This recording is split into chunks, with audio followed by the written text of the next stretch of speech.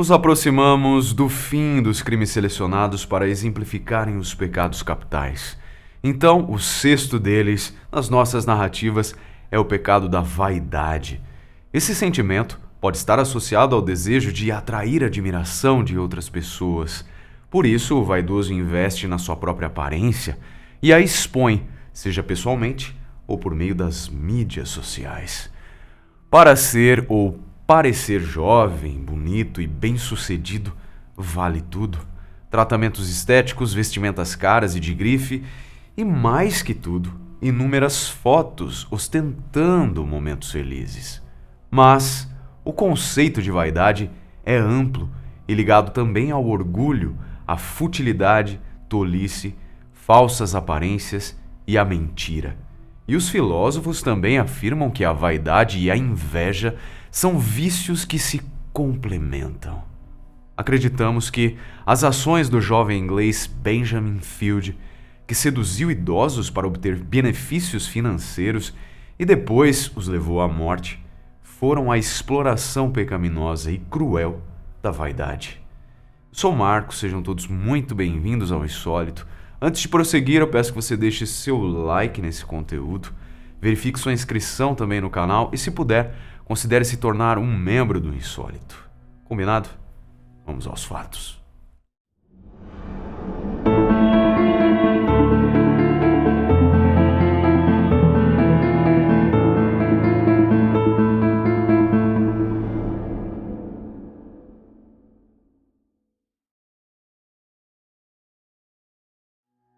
Benjamin Field, em 2014, era um dos moradores de Buckinghamshire, uma região próxima de Londres, na verdade, que fica no conhecido Cinturão de Londres.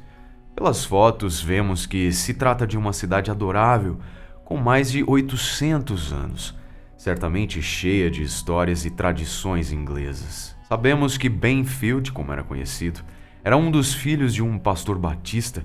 E quando o jovem de 20 e poucos anos chegou na igreja da comunidade de Maids Moreton, ele imediatamente fez sucesso. Ben era culto, charmoso e atencioso e com forte vocação piedosa, desde o tempo em que ele ministrava na igreja batista de seu pai. Aparentemente, ele tinha interesse em desenvolver uma carreira como ministro religioso, mas, com o passar do tempo e com os relacionamentos que ele estabeleceu, outros aspectos da sua personalidade e dos seus objetivos pessoais vieram à tona. Um lado sombrio, que posteriormente foi definido como psicopatia e transtorno de personalidade narcisista, que o impediam de sentir emoções humanas comuns como a empatia. O verdadeiro Ben Field apareceu nos seus diários, onde ele escrevia suas fantasias de agredir, sufocar seus vizinhos e golpeá-los com um martelo. Porém, aos seus olhos, as suas ações insólitas, que logo vamos relatar aqui, eram simples travessuras ou manobras para conseguir o que ele queria. Ben Field ainda escreveu que sua verdadeira vida acontecia dentro de sua mente e que ele se sentia apenas como um espectador das interações que seu corpo físico estabelecia com outras pessoas, como se fosse uma vida de outro e não o seu eu autêntico. Apesar de Ben Field alegar que seu único amor verdadeiro era a doutora Setara Prasha, uma professora de inglês na Universidade de Buckingham, mais velha que ele, 22 anos, ele também se relacionou intimamente com muitas mulheres enquanto namorava essa professora. Além disso, a partir de 2010, existia uma extensa lista de homens com os quais ele tinha encontros sexuais pagos, e grande parte desses parceiros ele conheceu como resposta a um anúncio que ele havia publicado na seção de encontros casuais de um determinado site. Entre 2013 e 2016, ele conheceu inúmeros outros homens através do aplicativo Grindr, e bem, por fim, se descreveu como um lobo, um predador que gostava de caçar. Uma de suas vítimas foi o professor aposentado e escritor Peter Farquhar, de 69 anos. Ele havia sido um professor convidado na Universidade de Buckingham, onde Ben havia estudado literatura inglesa. Sobre o Sr. Peter, sabemos que ele possuía um grande círculo de amigos e viajava bastante. Contudo, era um homem solitário, solteiro e mal resolvido com sua orientação sexual. Aparentemente, ele apenas se assumiu como gay quando se apaixonou por Benjamin Field. Os dois chegaram a ficar noivos em uma cerimônia religiosa em março de 2014, quando Peter estava com 68 anos e Ben com 23 anos. Na ocasião, Peter escreveu que aquele era um dos momentos mais felizes de sua vida e que o medo de morrer sozinho não existia mais. Infelizmente, essa felicidade não durou muito tempo, pois Peter passou a apresentar diversos problemas de saúde e faleceu em outubro de 2015. Na época, o professor aposentado contou para alguns amigos que estava sofrendo com pesadelos, alucinações e sonambulismo. Este seu quadro levou a pensarem que seu estado mental instável pudesse ser atribuído ao alcoolismo. O professor muitas vezes caía devido a uma suposta doença misteriosa. E ele consultou vários médicos, inclusive um neurologista, e fez diversos exames sem chegar à definição da origem da sua doença. No lançamento de um dos seus livros, um evento que atraiu um grande número de amigos, o que eles lamentavelmente presenciaram, conforme o testemunho de seus convidados, foi um homem envelhecido e debilitado, que parecia confuso e que nem mesmo conseguia permanecer sentado e tinha dificuldades até mesmo para assinar os livros. Ainda em determinado momento desse evento, o professor achou que estivesse sendo atacado por raios de luz, protagonizando uma cena que assustou e constrangeu todos os presentes. Finalmente, meses depois, ele faleceu. Seu corpo foi encontrado por uma empregada da casa. Ele estava na sala com uma garrafa de uísque pela metade ao seu lado, o que dava ensejo a concluírem que ele tinha sido vítima de uma intoxicação alcoólica. E é muito importante também lhes contar, abduzidos, que antes de sua morte, o professor Peter alterou seu testamento, dando ao seu noivo, Ben Field, direitos sobre sua casa e demais bens. Assim, quando ela foi vendida, Benjamin, junto com o irmão de Peter, recebeu uma parte da herança. Anne Moore Martin foi a vítima seguinte de Benjamin. Ela era uma senhora de 83 anos, solteira, igualmente aposentada e moradora do mesmo condomínio chamado Maids Moreton. Na verdade, ela morava a poucos metros da casa do professor Peter. E foi ele quem apresentou Anne para Benjamin. Após a morte do professor, Benjamin dedicou toda a sua atenção à velha senhora, assediando-a e se aproveitando da solidão dela. Apesar da diferença de 57 anos de idade entre eles, eles desenvolveram um relacionamento sexual, o que possibilitou que o rapaz tirasse fotos íntimas da mulher. A razão disso, conforme Ben admitiu mais tarde, era chantageá-la caso fosse necessário. Ele deu a ela vários objetos, incluindo uma foto dele com as palavras "Estou sempre com você", um comportamento típico de um namorado apaixonado. Anne tinha em casa quase que um altar dedicado ao seu jovem amante.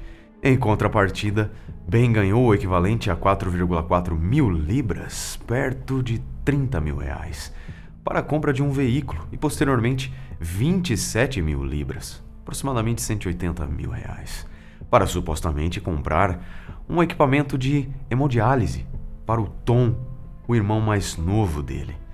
Em algum momento do relacionamento deles, Anne enviou cartas ao rapaz, pedindo a sua presença. A senhorita Moore Martin, como era chamada nas reportagens, era muito religiosa, e por isso as mensagens que ela encontrou escritas nos espelhos de sua casa foram um tanto perturbadoras, pois elas pareciam ser do Deus Todo-Poderoso, recados que pediam que ela orasse por Benjamin e que, de certa maneira, abençoava o amor dos dois. As fotos das palavras escritas foram registradas pelo namorado da velha mulher. Algumas delas diziam para Anne deixar sua casa para Benjamin, e por isso ela alterou seu testamento, nomeando-o como seu herdeiro. Mas, em fevereiro de 2017, Anne ficou doente e sofreu uma convulsão, o que a levou a ser internada em um hospital. Nessa situação, ela acabou por confidenciar a uma sobrinha os detalhes do seu relacionamento com Benjamin, inclusive as tais mensagens celestiais escritas nos espelhos. Como vocês podem imaginar, a polícia foi imediatamente acionada e começou a investigar o estranho amante de 20 e poucos anos, Benjamin Field.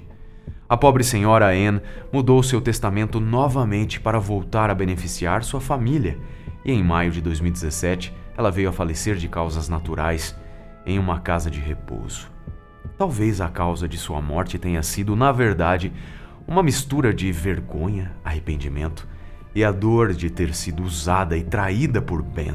Nas palavras de Anne Marie Blake, a sobrinha, sua tia por fim compreendeu que tinha sido enganada, que ela tinha sido muito tola em acreditar em todas as mentiras do rapaz.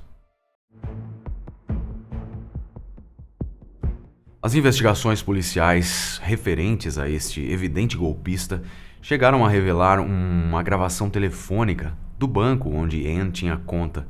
Então foi possível ouvir as palavras de Ben e ele passando o telefone para ela, para que ela pudesse pedir para a funcionária liberar os seus investimentos. Ela disse ao banco: "Estou pensando em retirar o dinheiro das minhas contas. Tenho um amigo, irmão de outro amigo querido, que está extremamente doente. Ele tem problemas renais e pode morrer se não tiver um equipamento de hemodiálise. Estou pensando em ajudá-lo." Ela terminou a ligação dizendo: "Na vida, não podemos ser egoístas e ficar com tudo só para nós." Foram também encontrados cadernos e anotações de Ben com suas estratégias para manipular a velha mulher, incluindo as mensagens celestiais que mais tarde apareciam escritas nos espelhos da casa. Anne Marie Blake conheceu Ben Field na casa de sua tia e ela farejou que algo não estava certo. A mulher chegou ao ponto de confrontá-lo e perguntar se ele tinha pegado coisas da casa de sua tia, aceitado o dinheiro dela e tentado mudar seu testamento. Ao que ele respondeu que sim. Ben ainda declarou que estava apaixonado pela idosa. Essa sobrinha obteve uma ordem de restrição contra ele e isto impediu que o rapaz tivesse acesso à senhora Anne durante o tempo em que ela esteve hospitalizada. Mais tarde, no seu julgamento, Benjamin admitiu que, ao ser barrado pelos seguranças do hospital, chegou a telefonar para a polícia em busca de informações. Disse que havia sido impedido de visitar uma amiga. Porém, o que ele realmente buscava saber é se ele tinha se dado mal e quanto a polícia sabia sobre ele. Pois bem, essa investigação policial sobre sua má conduta com Anne o correlacionou também com o falecido professor Peter Farquhar, seu ex-noivo, lembram-se? Pois é. Assim, mais ou menos 1 ano e meio após a morte de Peter, foi realizada a exumação do seu cadáver e uma outra autópsia foi realizada. Ela foi conclusiva em indicar que ele havia consumido pouco álcool antes de morrer, porém que havia sedativos em seu corpo. Para os detetives, um novo cenário se firmava, no qual o nomeado herdeiro do velho professor só teria acesso à herança depois da morte deste, que obviamente deveria ser natural ou até um suicídio. Ou seja, Benjamin tinha os motivos, os meios e as oportunidades de drogar o homem e levá-lo à morte. Coube à promotoria, então, evidenciar que Ben Field administrou um coquetel de sedativos e alucinógenos comprados pela internet na comida e bebida de Peter. Esses produtos foram ingeridos pelo homem em diversos alimentos, na torrada, chá e até no seu chocolate quente. Um vídeo encontrado com Ben Field mostrou o professor acamado, parecendo cansado, fraco e com dificuldades de construir frases. No seu julgamento, ele tentou convencer o júri que as drogas tinham o único propósito de fazer o Sr. Peter dormir à noite, pois ele ficava acordado ativo pela casa e impedindo assim que Benjamin dormisse. Foi provado também que ele mentiu para os profissionais do Serviço de Saúde britânico quando ele declarou que o professor aposentado caía frequentemente e que provavelmente tinha demência. Vocês estão lembrados aí daquela fracassada noite de autógrafos? Pois é, cabe esclarecer que Ben havia ministrado drogas alucinógenas, o que acabou provocando o comportamento bizarro do Sr. Peter, desacreditando na frente de muitas testemunhas. No tribunal, a acusação afirmou que Benjamin Field era culpado de praticar gaslighting com as vítimas e que no caso da morte do professor Peter, ela teria ocorrido por sufocação, quando o homem estava debilitado ao ponto de não conseguir se defender. Gaslighting, para quem não sabe, é a expressão utilizada para uma forma de abuso psicológico bem específica, quando o agressor distorce seletivamente informações para sua vítima ou apresenta a ela fatos irreais. Isso com o objetivo de provocar confusão mental e fazer a vítima duvidar de suas próprias memórias, percepção e sanidade física e mental. Conforme considerações sobre o assunto, em alguns casos de gaslighting, acontece a negação por parte do agressor de que incidentes abusivos anteriores já ocorreram. Em outros, mais perturbadores, o agressor provoca eventos bizarros com a intenção de desorientar a vítima. O termo teve origem em uma peça teatral de 1938 chamada Gaslight. Nos anos seguintes, essa história foi levada com sucesso também para o cinema. A versão de 1944, com a Linda Ingrid Bergman, é muito interessante. O roteiro gira em torno de um marido que tenta convencer a esposa e outras pessoas de que ela está perdendo a razão e enlouquecendo. Ele faz isso manipulando objetos da casa e, posteriormente, insistindo que ela está enganada quando ela aponta as mudanças, inclusive na variação da luminosidade das lâmpadas a gás. No filme, as luzes da casa diminuem em alguns momentos, justamente quando o marido manipulador está escondido no sótão, procurando um determinado objeto de valor. Assim, saindo da ficção e ganhando lugar na vida real, o termo gaslighting é utilizado desde 1960 para descrever esse tipo de abuso mental e emocional. Benjamin Field talvez tenha assistido a esse filme, pois ele fez exatamente isso com ambos os idosos que seduziu.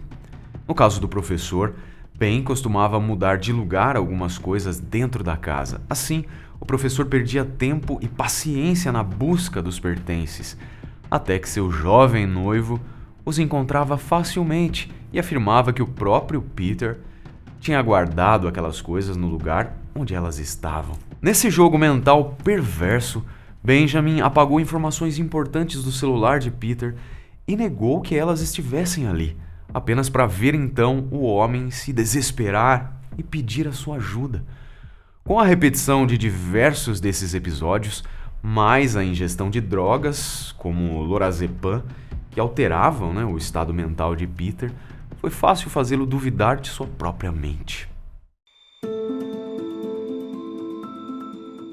Quando da realização de uma busca na casa do nosso jovem manipulador e suspeito de assassinato, os detetives encontraram o livro The Young Poisoner's Handbook, o manual do jovem envenenador.